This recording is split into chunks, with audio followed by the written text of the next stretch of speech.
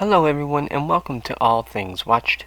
In this video we are going to talk about the brand new 2023 anime series which was called Blades of the Guardians, and this was a really fun anime. It was a really cool anime really, which follows a couple of main characters really, but mainly focuses on the character known as Deo Ma and his child known as Achio Key, I believe is how you pronounce the name.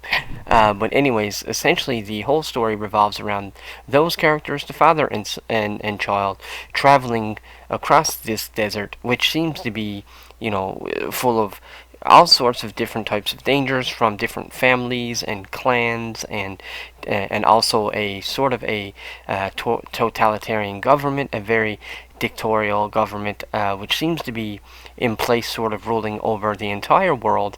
And really, once you see the entire series, you'll learn that really the government is really the one that's sort of trying to turn all of these different families, against each other and whatnot, and all that good stuff.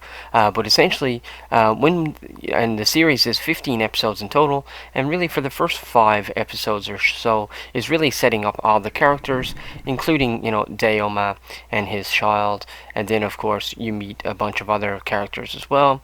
Keisha, you end up meeting Z and Aya, and a whole bunch of different characters, which are all very important and all very pivotal to the story, but they all have their own troubles from their past and whatnot as well.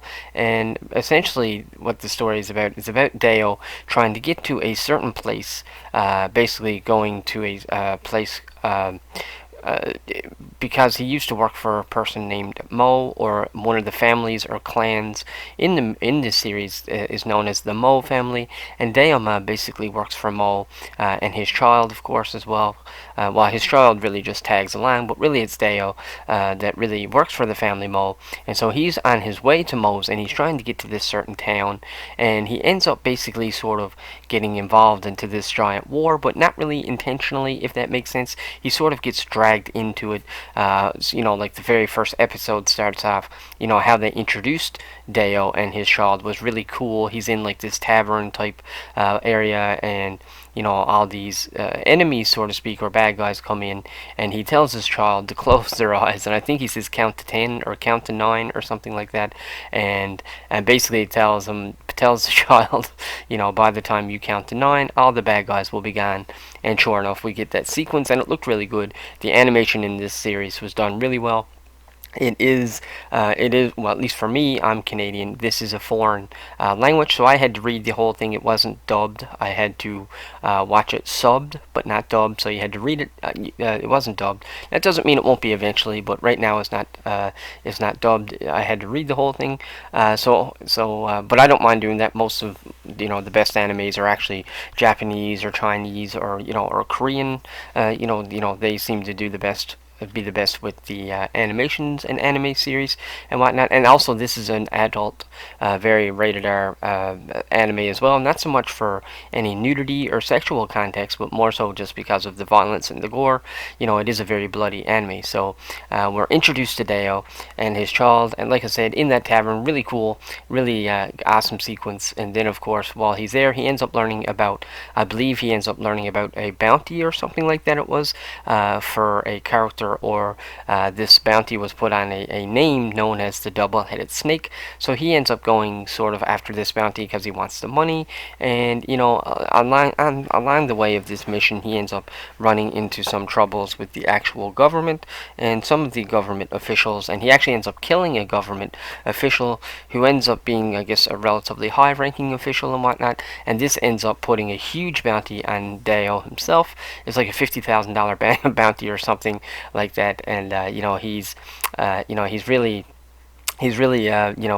he really gets in trouble for doing this, and so he ends up meeting other characters along the way as well, known as Z and whatnot. And as the story escalates or progresses, I should say, he eventually gets to the point where he ends up at this desert, where he has to go, and basically cross this desert and travel through this very, eerie, weary place. And it seems like there's almost like some kind of demons or monster type things there as well, but they were really only in like one episode, and then the rest of it seems pretty realistic. And so while he's going through the desert, he ends up getting caught basically in the middle of this war, which happens between four different families. And sort of the king of the desert is a character known as Khan, and that's essentially where the story starts to pick up, right around episode 6 or 7. I would say by then most of all the main characters that are in the show will be introduced for sure by episode 7 pretty well, and then that's really when all of this that's really when the story really gets going, especially in the desert when he has to fight in this war.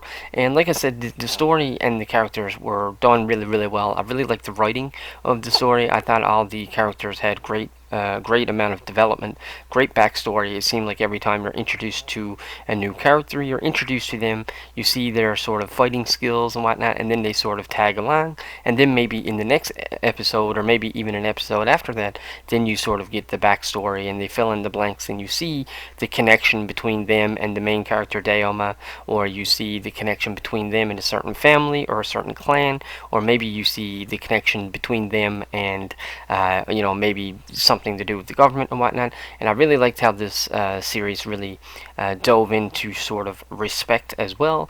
Certain warriors would respect other warriors. They believed in dying with honor and that sort of thing. And then of course there's a really cool story between Daoma and Mo, but also Aya. That's a character that I think was introduced in episode 6 or 7, and she just sort of it's almost like Daoma sort of accidentally stumbles upon her, but he knows her.